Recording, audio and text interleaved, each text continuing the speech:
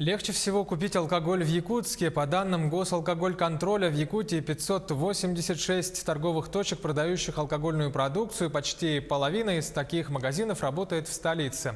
Также появилось множество так называемых лже-баров и кафе.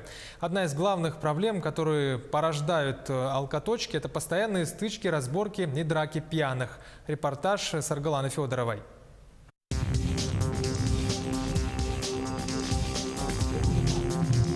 Толпа молодых людей устраивает бои без правил возле столичного бара.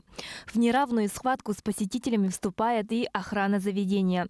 Здесь таких случаев десятки. Массовые драки, стычки, грабежи, избиения.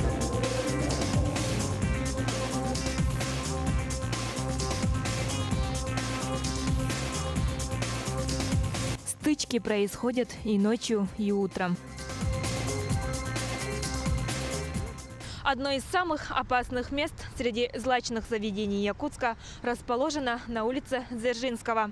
Это рок-бар «Легенда». Заведение магнитом притягивает любителей выпить. Разгоряченные алкоголем посетители совершают одно преступление за другим. «Легенда» – лидер в преступной статистике Якутска. Только с начала этого года в заведении совершили 18 преступлений. Это скандалы, драки, кража вещей и порча имущества. По итогам 2017 года в клубе «Легенда» совершено 22 преступления. Это 6 грабежей, 14 краж и 2 нанесения телесных повреждений средней степени тяжести.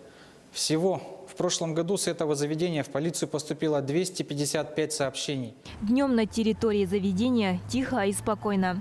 Однако это лишь затишье перед пьяной бурей. Александр живет неподалеку. Посетителей легендарного заведения видит часто. А утром идите, вот на работу хожу тут. Не для камеры будет сказано. Просто надо маленечко молодежь воспитывать. Бывают тут, гуляют, конечно, отдыхают кто-то может быть, но особо такого ничего криминального не слышал. Не знаю, я в них не хожу. Я дома отдыхаю, если мне хочется. Наверное, больше внимания оказывать надо. Правоохранительным органам, может быть. Разобраться, почему так. По словам жителей, алкоточки в этом районе почти на каждом шагу, как лавки с овощами. Натыканы вот эти алмаз, да кто там еще, ремикс. С 2 часов в магазине продают, а там с утра и до вечера столик поставили, вот вам разливное пиво. Пей да пей. Пока одни ратуют за трезвый и здоровый образ жизни, другие не прочь заработать на спаивании населения. Если не бороться со злачными заведениями и алкоточками, то все может стать гораздо хуже. Драки и потасовки легко могут смениться убийствами. Такие случаи, к сожалению, в Якутске уже были. Саргалана Федорова, Георгий Григорьев, Якутск.